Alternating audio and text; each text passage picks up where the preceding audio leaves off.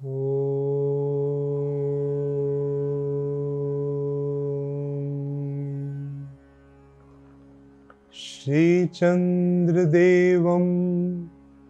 शिवमद्वितीयं भस्मावलिप्तं शशिशुभ्रवर्णं पद्मासनस्थं सुखदं यतीन्द्रं वाकायचित्तै सततं भजेऽहम्। वंदे गुरु परंपराम। नमस्कार सम्माननीय देवी और सज्जनों, आज के विषय में हम प्रवेश करें उससे पहले मैं आप सबको स्वामी विवेकानंद जी के जीवन की एक बहुत सुंदर घटना सुनाना चाहता हूँ। और ये इसलिए सुना रहा हूँ क्योंकि आज का हमारा जो विषय है उसको समझने में हमें बड़ी सरलता हो जाएगी इस घटना को सुनकर। एक बार स्वामी विवेकानंद जी एक शहर में अपना एक वक्तव्य देने गए। अपने जिस साथी के यहाँ वो ठहरे थे वो उस नगर का, उस शहर का एक सेठ आदमी था, पैसे वाला था। तो जैसे आजकल हम देखते हैं ना, शोरूम होते हैं या मिनी मॉल होता है 3-4 स्टोरीज का, कि उसके अंदर ही अगर आप एक बार जाएं तो आपको हर चीज़ वहीं उपलब्ध होगी। उसकी भी ऐसी एक बड़ी सी दुकान थी, 2-3 मंजिला। उसने विवेकानंद जी से आग्रह किया कि एक बार आप, हमारे घर में भी कोई साधु महात्मा आता है, हम निवेदन करते हैं ना कि दुकान पे ज़रूर आइए। तो उसने भी विवेकानंद जी से निवेदन किया और दोनों उस सेठ की दुकान पर पहुंचे। दुकान पे अंदर प्रवेश करते ही उस सेठ ने स्वामी विवेकानंद जी से एक निवेदन कर दिया कि मैं नहीं जानता आपको क्या अच्छा लगता है, क्या नहीं लगता है, क्या चीज़ है जो आपके लिए उपयोगी होगी, इसलिए मैं आपसे एक निवेदन करता हूँ कि मैं अपनी इच्छा से आपको कुछ देना चाहता हूँ। मेरे मन में एक भाव है कि आपको मैं कुछ दूँ, आप पहली बार मेरे दुकान पे आए हैं, तो इसलिए आप ये 3 मंजिला दुकान में आपको जो अच्छा लगे और जितनी मात्रा में चाहिए आप अपनी इच्छा से उठा लें, मुझे बड़ी प्रसन्नता होगी। स्वामी विवेकानंद जी ने हर चीज को देखना शुरू किया, एक निरीक्षण सा शुरू हो गया और हर मंजिल पे पहुंच के वो सेठ आगे होकर कहता, अच्छा आप ये देखिए, ये शायद चीज आपके काम की हो। पर हर चीज के लिए स्वामी विवेकानंद जी ना करते रहे कि नहीं चाहिए। अब सेठ को भी जब तीसरी मंजिल तक देख लिया तो सेठ को पहले तो ये लगा कि मेरी इतनी बड़ी दुकान में, जहाँ पे शहर के हर व्यक्ति को उसकी हर काम की चीज मिल जाती है, यहाँ पे ऐसा क्या नहीं है जो स्वामी जी के काम आ सके। उसके मन में बड़ी निराशा हुई और जब नीचे पहुंचे तो उसका उदास चेहरा देखकर स्वामी विवेकानंद जी ने कहा, तुम इस तरह उदास क्यों होते हो? उसने कहा कि आप जानते हैं कि मेरे मन में एक भाव था, मैं चाहता था कि आप कुछ ले लें। तो स्वामी विवेकानंद जी हंसने लगे। उन्होंने कहा, नहीं, मुझे इनमें से किसी चीज की जरूरत नहीं। उसने कहा, मैं मानता हूं भले जरूरत ना हो, पर मेरा भाव है, आप कुछ तो स्वीकार करते। और मैं यहाँ उदास हूं और आपके चेहरे पे मुस्कान है, आप इतने प्रसन्न हो रहे हैं, आपकी इस प्रसन्नता का कारण क्या है?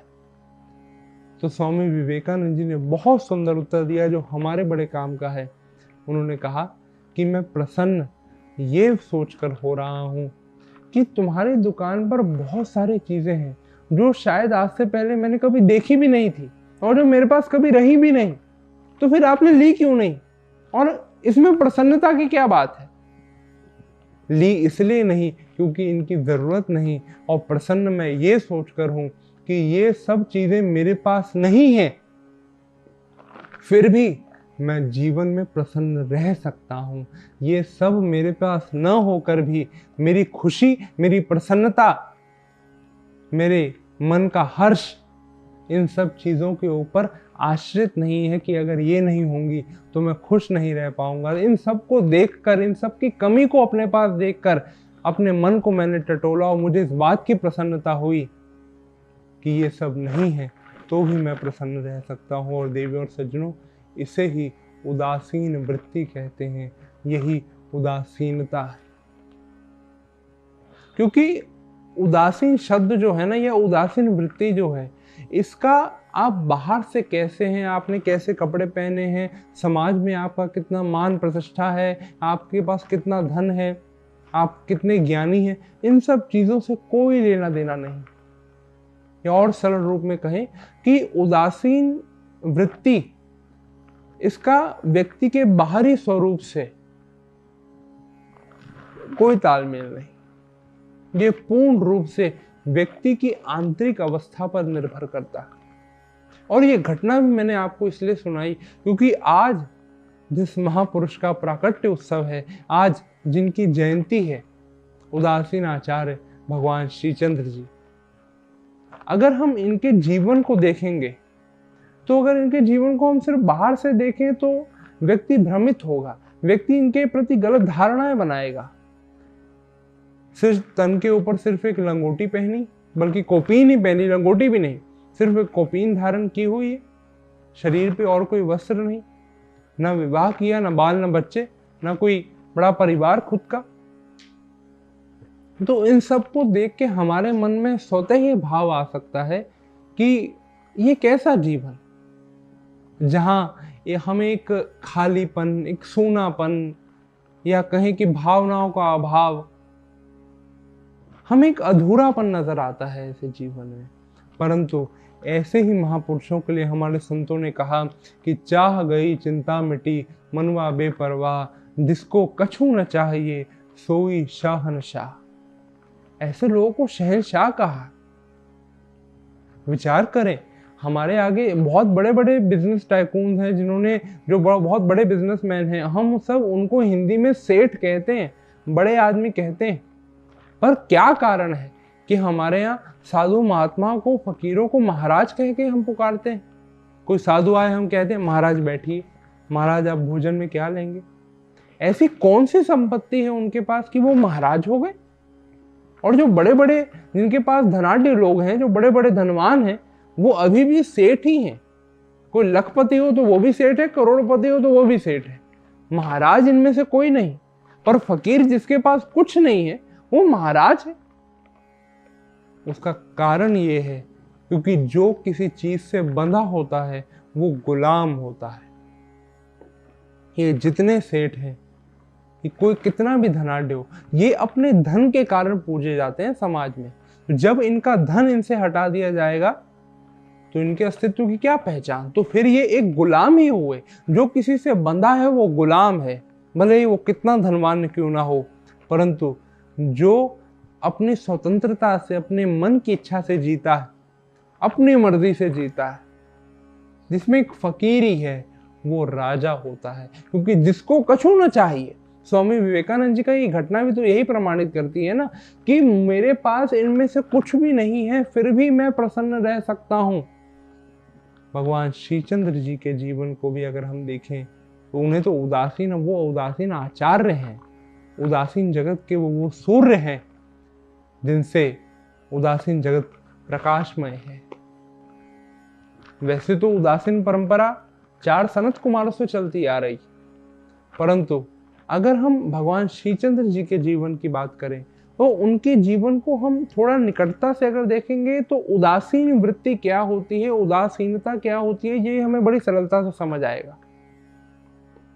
संक्षेप में कहूं तो हमारे देश में लगभग 6वीं शताब्दी से यवनों के आक्रमण शुरू हो गए थे। ये पहले आरंभ में तो वो केवल सीमा प्रांत के जो हमारे प्रदेश थे वहीं पे आते थे, अत्याचार करते, लूटपाट मचाते, हमारे धार्मिक स्थलों को तोड़ते।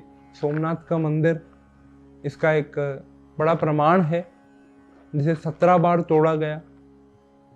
तो पहले वो केवल सीमा प्रदेशों तक आते और वहीं से बाहर चले जाते हैं।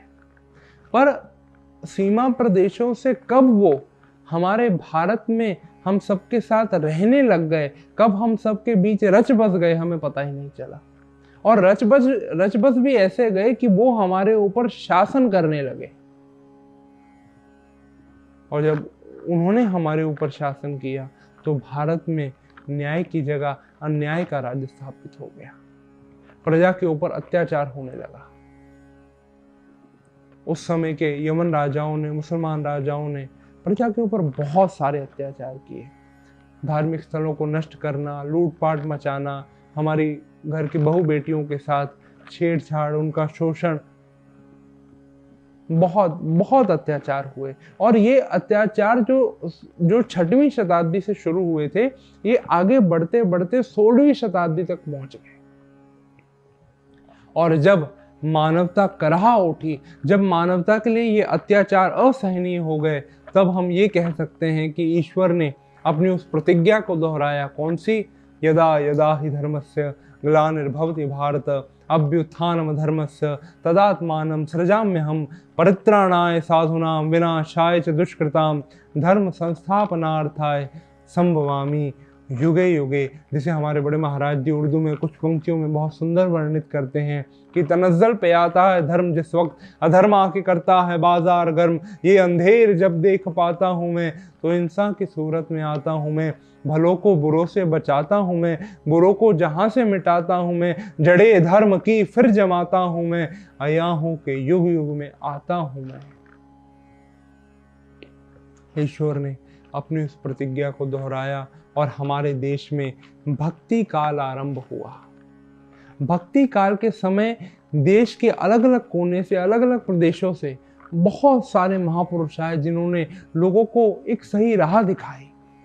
इन मुसलमान शासकों का विरोध किया, इन अत्याचारी शासकों को सही राह दिखाने की कोशिश की और जन साधारण का मार्गदर्शन करते हुए उनकी रक्षा भी की। नाम बहुत सारे हैं, भले ही वो हम कहें कि वाराणसी से वल्लभाचार्य हों, संत कबीर हों, रहीम जी हों, तुलसीदास, कबीर, सेन भगत, मीराबाई, बहुत सारे नाम हैं। गुजरात से नरसिंह मेहता जी, असम से शंकर देव जी, बंगाल से चैतन्य महाप्रभु, महाराष्ट्र से नामदेव जी, तुकाराम जी।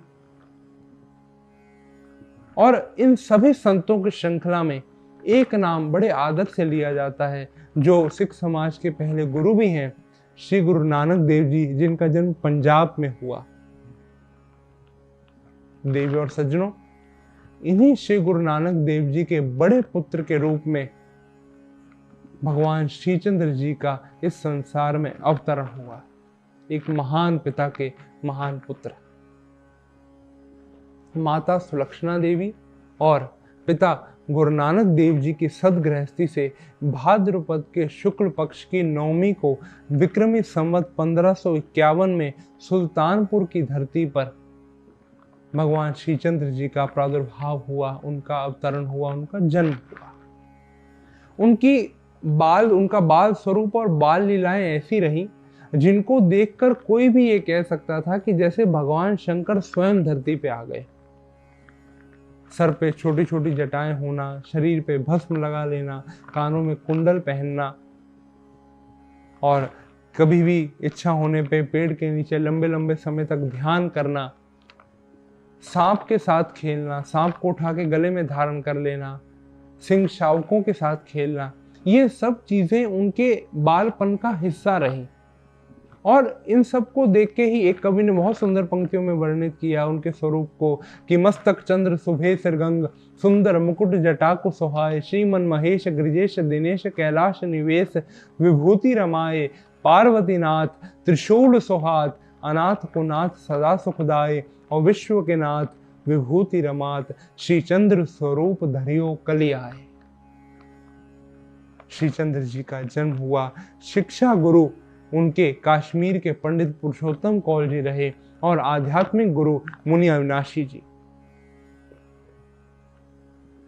शिक्षा उन्होंने काश्मीर में रह के पंडित पुरुषोत्तम कौल जी से प्राप्त की, परंतु शिक्षा गुरु अलग होता है व्यक्ति का, आध्यात्मिक गुरु अलग होता है। आध्यात्मिक गुरु आपके मुनि अविनाशी जी हुए, जिनसे आपने 1575 में आषाढ़ पूर्णिमा के दिन या गुरु पूर्णिमा के दिन चतुर्थ आश्रम में दीक्षा प्राप्त की और मुनि अविनाशी जी ने आपको अपने शिष्य के रूप में स्वीकार कर आपको उदासीन परंपरा में सम्मिलित कर लिया।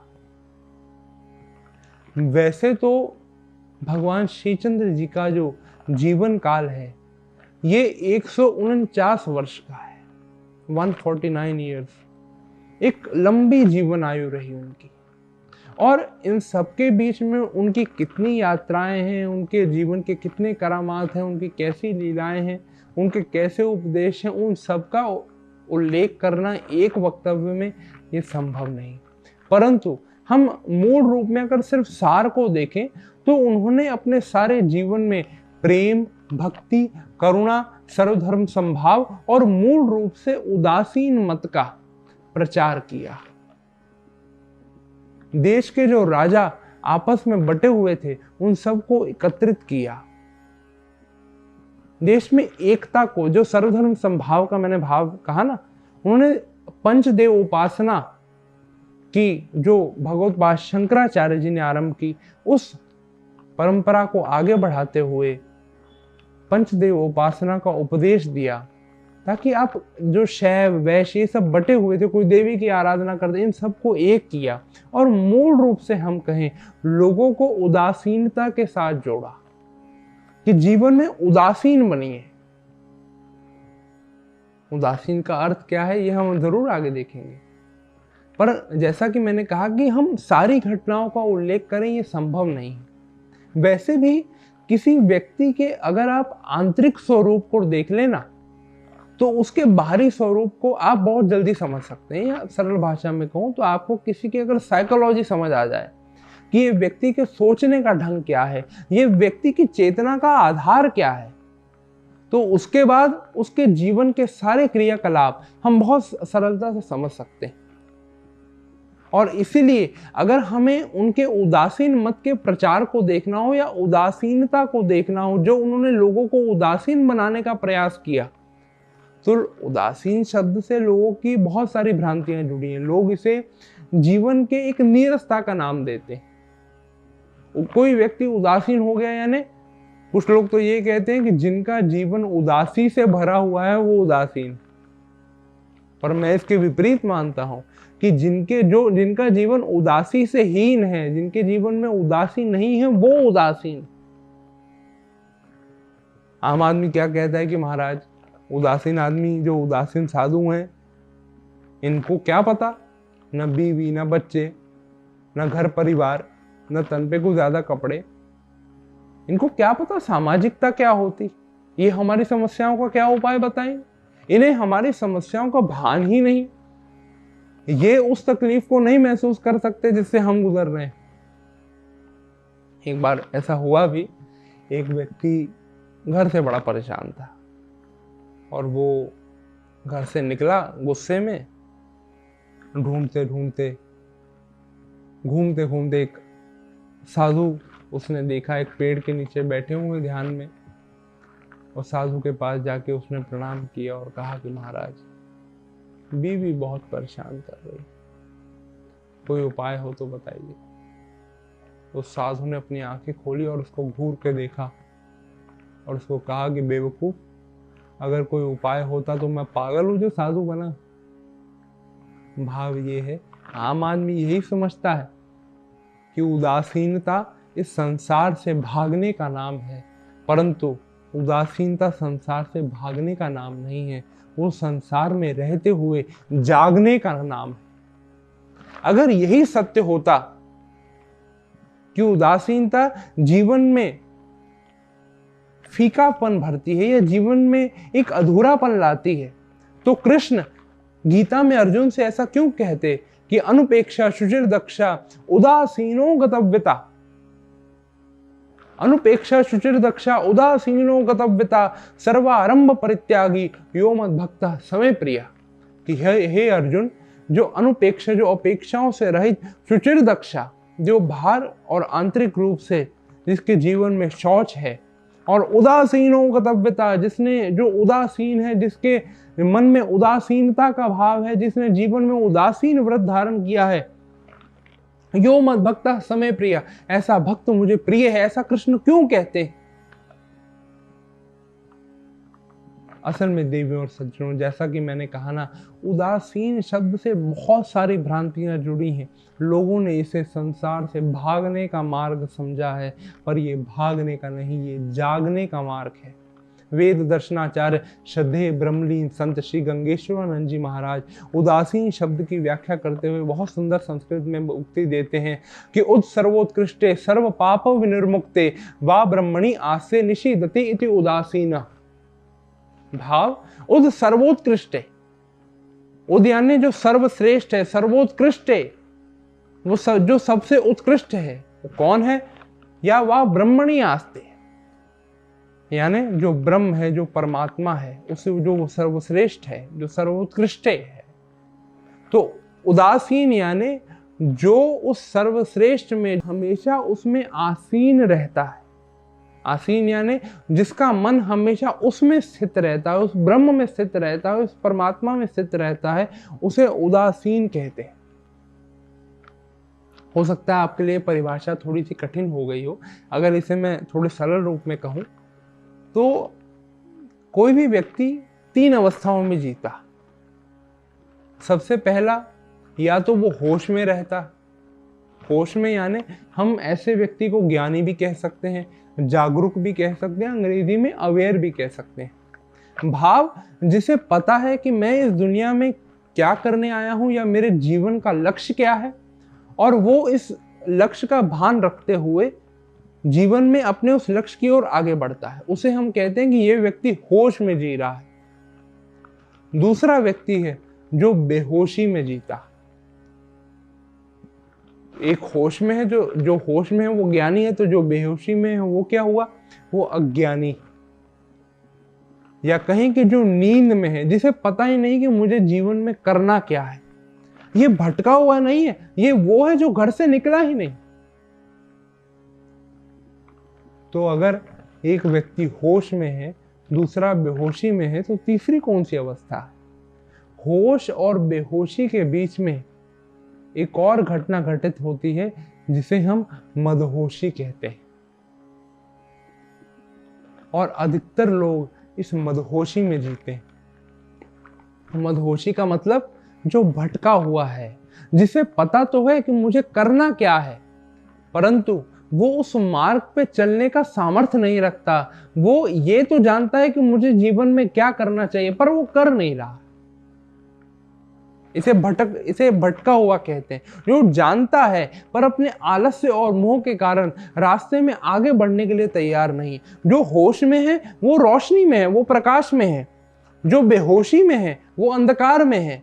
पर जो मदहोशी में है वो ना प्रकाश में है और ना ही अंधकार में है, वो कोहरे में है, वो धुंध में है।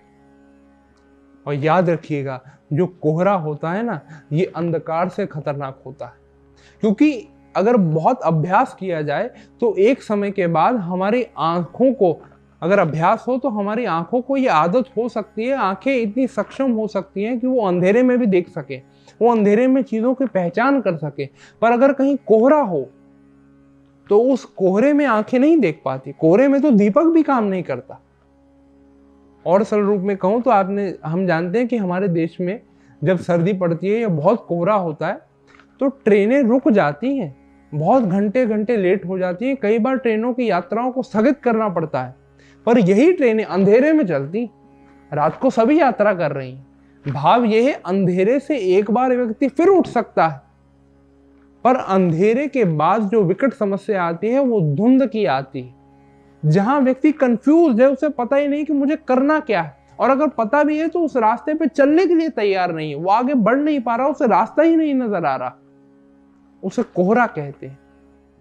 हमारे अगर आंखें ठीक हो, हमें हर चीज स्पष्ट नजर आती, और आंखें अगर ठीक ना हो तो हमें कुछ नहीं नजर आता। अगर आंखों में रोशनी होगी तो सारा संसार दिखेगा, और रोशनी नहीं होगी तो कुछ नहीं दिखेगा।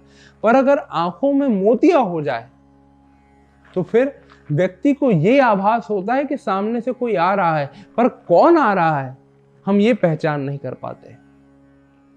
इसे ही धुंध कहते हैं, या इसे ही हम कोहरा कहते हैं। उदासीन व्यक्ति सिर्फ वो नहीं है जो अंधकार से ऊपर उठा हुआ है, उदासीन व्यक्ति वो है जो सिर्फ बेहोशी को पार करके अपनी मदहोशी को भी भेद कर होश तक पहुंचा, जिसने सिर्फ अंधकार को नहीं भेदा, जो इस धुंध को, इस कोहरे को भी भेद पाया है, वही उदासीन है। और जैसा कि मैंने कहा ना कि व्यक्ति जानता है फिर भी नहीं करता, इसका सबसे बड़ा प्रमाण ही यही है कि हम व्हाट्सएप के ऊपर दुनिया भर का ज्ञान एक दूसरे को फॉरवर्ड करते हैं। पर कभी आपने सोचा है कि इतना ज्ञान व्हाट्सएप के ऊपर लोगों को क्यों दिया जाता है? क्योंकि ये वही लोग देते हैं जो मदहोशी में जीते हैं। मदहोशी में जीना मतलब ये ज्ञान दूसरों के लिए है, दूसरों को फॉरवर्ड कर सकते हैं।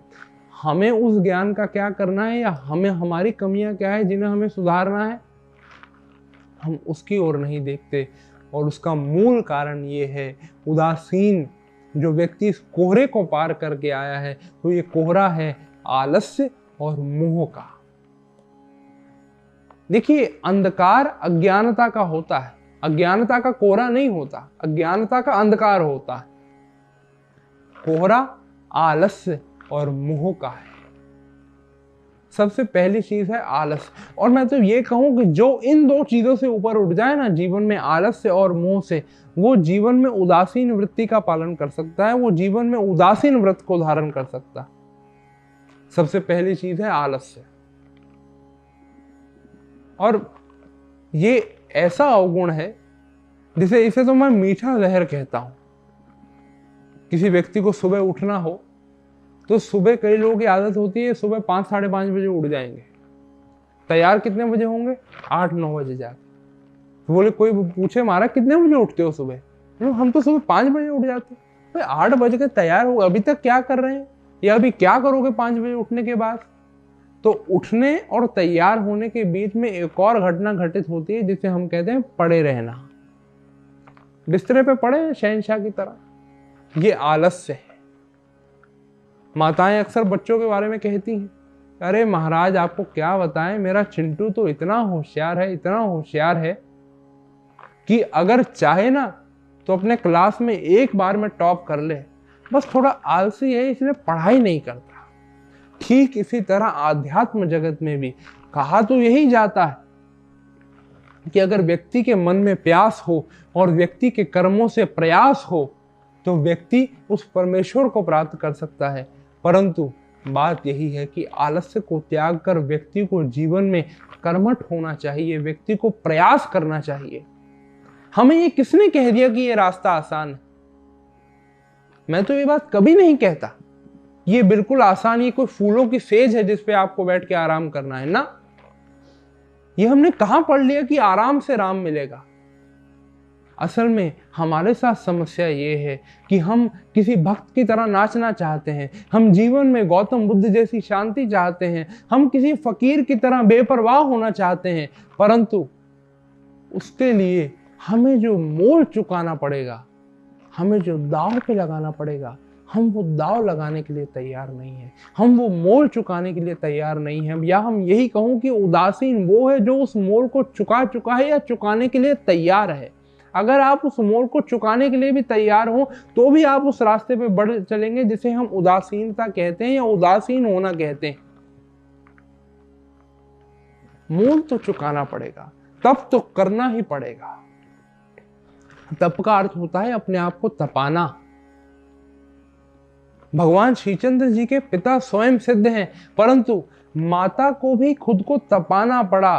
पंक्ति आई, मात सुलक्षणा तप कियो शंकर को कर ध्यान। जगत गुरु श्रीचंद्र जी प्रगटे श्री भगवान, क्योंकि वे जानती हैं कि दिव्य दाम्पत्य ही दिव्य संतान को जन्म देता है।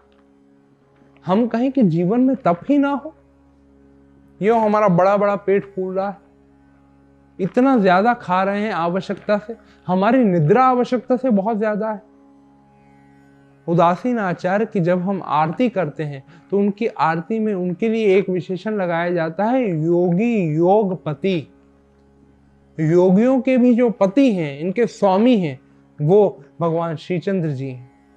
तो जीवन में कुछ योग हो, कुछ योगाभ्यास हो, यम नियम आसन प्राणायाम प्रत्याहार धारणा ध्यान समाधि, इसका कोई चरण तो हो हमारे जीवन में। हम कहें कि इनमें से कुछ ना हो, और फिर भी बस जैसे थाली में भोजन परोस के हमारे सामने आ जाता है, ऐसे ही हमारे जीवन में आध्यात्म उतर आए, उदासीन वृत्ति उतर आए, ये संभव नहीं। गुरुजी एक बहुत सुंदर भजन गाते हैं कि कृष्ण गोविंद गोपाल गाते चलो। उसमें एक बहुत सुंदर उसके एक अंतरे की पंक्ति है कि देखना इंद्रियों के ना घोड़े बढ़े, देखना इंद्रियों के ना घोड़े बढ़े, इन पे हरदम ये संयम के कोड़े पड़े। तो ये संयम के कोड़े पड़ते रहने चाहिए, क्योंकि याद रखिएगा शांति और क्रांति ये मुफ्त में नहीं मिलती, इसके लिए संघर्ष करना पड़ता है। अगर हाँ, वो बात जरूर है कि प्यास से प्रयास जन्म लेता। प्यास है या नहीं, आप जीवन में चाहते क्या है, अपने जीवन से आपके जीवन की प्राथमिकताएं क्या है, ये निश्चय आपको करना है। आपके जीवन में क्या ये प्यास है कि मुझे सिर्फ अपनी दुकानदारी और अपने परिवार तक सीमित नहीं होना, इससे आगे बढ़कर भी जब ईश्वर ने मुझे मनुष्य बनाया है तो मनुष्य होने की जितनी संभावनाएं हैं, मुझे उन सारी संभावनाओं तक पहुंचना है, या कहूँ कि वो सारी डायमेंशंस को एक्सप्लोर करना है जो किसी इंसान के अंदर होती हैं। अगर वो इच्छा है तो फिर व्यक्ति को जीवन में प्रयास करना होगा, और अगर वो इच्छा ही नहीं है फिर तो कोई बात नहीं, फिर तो जैसे हम जीवन को जी रहे हैं वैसे तो कोई भी जी सकता है। बस प्रश्न हमें अपने आप से करना है, क्या हम चाहते हैं? अगर चाहते हैं तो आलस्य का त्याग करना होगा। आलस्य का प्रकाश ही, आलस्य को त्याग कर ही वो प्रकाश हमारे मन से निकलेगा जो इस धुंध को भेद पाएगा, जिससे हम मदहोशी से होश में आ पाए। दूसरी बात मैंने कही थी, एक आलस्य और दूसरा मोह। मोह किसी वस्तु का भी हो सकता है, किसी व्यक्ति का भी हो सकता है। इसे और सरल रूप में कहूं तो हम मोह को ऐसे परिभाषित कर सकते हैं कि जब हम किसी चीज से इस तरह जुड़ जाएं, भले वो कोई वस्तु हो या कोई व्यक्ति हो, भले हमारे परिवार हो या हमारा धन हो या हमारा समाज में मान सम्मान हो, कुछ भी हो, जब हम किसी वस्तु या व्यक्ति से इस तरह जुड़ जाएं कि हम अपने जीवन के मूल उद्देश्य से भटक जाएं, या हम अपने जीवन के मूल उद्देश्य को भूल जाएं, उसे मोह कहते हैं। मोह में व्यक्ति ऐसा नहीं है कि वो उद्देश्य को जानता नहीं है, पर उद्देश्य से भटक जाता है, चुनाव गलत करता है। इतिहास के एक राजा हुए हैं, इतिहास में धृतराष्ट्र। आप धृतराष्ट्र के इतिहास आप सब जानते हैं। अपने पुत्र दुर्योधन से ऐसा मोह, हम कहते हैं हर व्यक्ति को, हर पिता को अपने पुत्र से मोह होता है, परंतु ऐसा मोह कि अपने सारे कुल को युद्ध की खाई में ढकेल दिया धृतराष्ट्र ने, केवल और केवल क्यों? अपने पुत्र से मोह है, उस सिंहासन से मोह है धृतराष्ट्र को। अपने पुत्र की इच्छाओं का वो विरोध नहीं कर सकते, और ऐसा नहीं है कि वो जानते नहीं है सही क्या है। गीता के आरंभ में सबसे पहले श्लोक में ही वो संजय से यही कहते हैं, धर्म क्षेत्रे कुरुक्षेत्रे समवेता युयुत्सवः। उन्होंने कुरुक्षेत्र को धर्म क्षेत्र कहा धृतराष्ट्र ने। वो जानते हैं कि जो कुरुक्षेत्र में युद्ध हो रहा है ये धर्म युद्ध है। वो ये भी जानता है धृतराष्ट्र कि पांडव धर्म के पक्ष में हैं और मेरे सारे 100 के 100 पुत्र ये अधर्म के पक्ष में हैं, परंतु मोहवश चुनाव गलत का करता है। द्रोणाचार्य को देख लीजिए, अपने बेटे अश्वत्थामा को जब आटे का घोल पीते हुए देखा तो अपने बेटे को उस आटे के घोल से संतुष्ट रहकर उसको सामर्थ्यवान बनाना उन्होंने उचित नहीं समझा, बल्कि स्वयं निकल पड़े उसका भविष्य निर्माण करने के लिए। और द्रोणाचार्य ने भी वही गलती की जो आज हम सब कर रहे हैं, कि वो अपने बेटे का भविष्य निर्माण करने में इतना उलझ गए कि वो अपने बेटे का चारित्र निर्माण करना भूल ही गए। परिणाम क्या हुआ कि उनके बेटे अश्वत्थामा ने पांडवों के 5 पुत्रों का अंधकार में, अंधेरे में वध किया, और आखिर में भगवान कृष्ण का उसे श्राप मिला और स्वयं द्रोणाचार्य को दुर्योधन जैसे व्यक्ति के पक्ष में रह के युद्ध करना पड़ा और अंत में उन्हें मृत्यु प्राप्त हुई। ये मोह का परिणाम है। मोह में व्यक्ति कई बार जानता है कि उसे क्या करना चाहिए, पर फिर भी वो नहीं करता, क्योंकि वो उस व्यक्ति या उस वस्तु से इस तरह जुड़ा है कि वो उसे खोना नहीं चाहता। ये मोह है। अगर वस्तु की बात करूं तो भगवान राम को देखिए, घोषणा हो गई कि कल सुबह राम राजा बनेंगे। रात को कैकेयी ने, कथा आप सब जानते हैं, रात को कैकेयी ने वरदान मांग लिया कि तापस वेश विशेष उदासी 14 वर्ष राम वनवासी। 14 वर्ष के लिए राम को उदासीन वेश का उदाहरण करके, उदासीन वृत्ति का पालन करते हुए वनवास में रहना। महाराज दशरथ वरदान देने के लिए मजबूर है। राम को पता चला, राम बहुत प्रसन्न हुए और इसी प्रसन्नता के साथ, बड़े सहज भाव के साथ अपनी मां के पास, अपनी मां कौशल्या के पास गए और उनसे जाके उन्होंने जो शब्द कहे, इसे गीता में भगवान कृष्ण ने स्थितप्रज्ञ कहा। वे कहते हैं कि पिता दीन मोहि कानन राजो, जय सब भांति मोर बड़ काजो। कि मां, मेरा राज्याभिषेक तो है, पर पिता ने मुझे अयोध्या का राज नहीं दिया। मैं घर का बड़ा बेटा हूं ना, मेरी जिम्मेदारी भी बड़ी है, इसलिए पिता दीन मोहि कानन राजू, जंगल का राज मिला है मुझे। ये उदासीनता है। राम इतने सहज इसलिए रह पाए क्योंकि, अगर मैं एक सरल उदाहरण से आपको कहूं कि हम दुकान से घर आए, बहुत थके हारे हैं, बहुत काम काज करके लौटे, घर में अपनी माँ से या पत्नी से पूछे कि महाराज कि माता जी आज घर में क्या बनाया, वो आगे से कहे कि लौकी की सब्जी बनाई, हमारा सारा स्वाद ही मुंह का बिगड़ जाए, तो खाने का मन ही ना करे। अरे माँ, क्या तुम भी रोज लौकी की सब्जी बना देती हो? एक तो हम इतनी मेहनत करते हो, ये कोई खाने की चीज है लौकी? चलो आज बाहर चलते हैं, ये हम बाहर से कुछ मंगा लेंगे ऑर्डर करके। और यही बढ़िया बारिश हो रही हो, हम काम काज से लौटे हों और पूछे हमारा घर में क्या बनाया, तो कहे कि पकौड़े बनाए हैं या मालपूड़ा बना है, तो फिर अरे वाह साहब, स्वर्ग ही यही है। छोड़ो कहाँ की उदासीनता और कहाँ का वैराग्य और कहाँ का संन्यास, महाराज मालपूड़े खाओ अपन। परंतु जिसके लिए लौकी भी मालपुड़ा है और जिसके लिए मालपुड़ा भी लौकी के समान है, वो उदासीन है। राम अयोध्या के राज सिंहासन से बंधे हुए नहीं हैं, भले उसके राजा हो। आप जरूर ये मुझे कह सकते हैं वहीं बैठे बैठे कि दिव्यानंद जी, लौकी लौकी होती है, मालपुड़ा मालपुड़ा होता है। पर मैं लौकी और मालपुड़े के स्वाद की बात नहीं कर रहा, मैं इन सब के स्वाद के साथ जो व्यक्ति बंध जाता है, मैं उस बंधन की बात कर रहा हूं।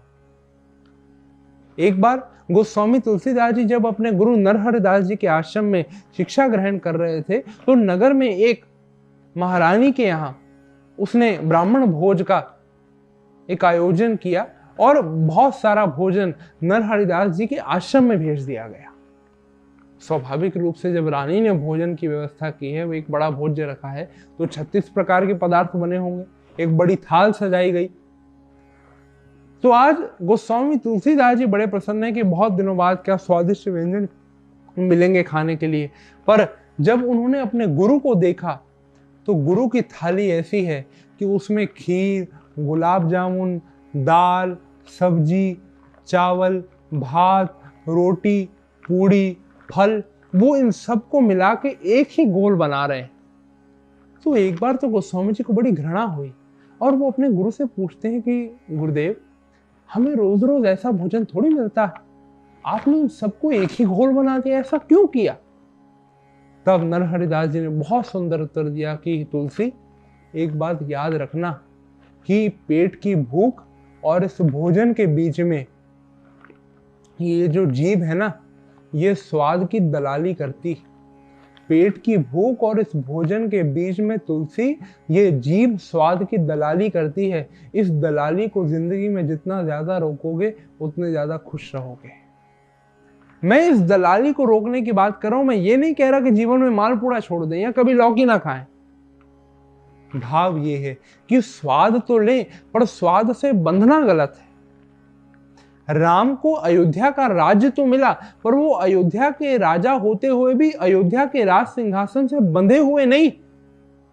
अपने सारे कर्तव्यों के, इसका अर्थ ये बिल्कुल ना हम निकालें कि उदासीन होने का मतलब ये है कि हम अपने कर्तव्यों से मुंह फेर ले, अपनी जिम्मेदारियों को ना निभाएं। भगवान श्रीचंद्र जी के भी जीवन को देखें तो उन्होंने अपने पारिवारिक और सामाजिक अपनी दोनों कर्तव्यों को, दोनों जिम्मेदारियों को निभाया। अपनी यात्राओं को पूरा कर जब वो 1578 में वापस पंजाब लौटे, उन्होंने अपने पिता के बहुत लंबे समय के बाद दर्शन किए, उनका आरता गायन किया, उनकी स्तुति की, उनका आशीर्वाद लिया।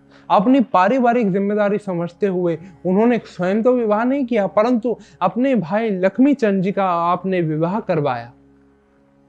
वे जानते हैं कि मैंने गुरु नानक देव जी के बड़े बेटे ने विवाह नहीं किया, पर अगर लक्ष्मी चंद ने भी विवाह नहीं किया तो ये वंश आगे कैसे बढ़ेगा। तो पारिवारिक जिम्मेदारी को जरूर उन्होंने निभाया। हाँ, अगर मोह होता तो मोह क्या कहता है कि लक्ष्मी चंद चल, अब मैं आया ही हूं, भतीजे का मुंह देख के जाऊंगा। इसे मोह कहते हैं। पारिवारिक जिम्मेदारी को निभाया और उसी समय यात्राओं पे निकल पड़े, दोबारा यात्राओं पे चले गए। क्यों? अब समाज के प्रति जो कर्तव्य है उन्हें भी निभाना। यात्रा करते हुए जब भगवान श्री चंद्र जी महाराष्ट्र की धरती पे पहुंचे, आपकी भेंट समर्थ रामदास जी से हुई। उन्होंने उनसे कहा कि आपका जो सामर्थ्य है, आपका ज्ञान है, आपका भक्ति है, ये सब कुछ अभी तक आप तक सीमित है, या कहीं अच्छे शब्दों में कि ये स्वतः सुखाय है।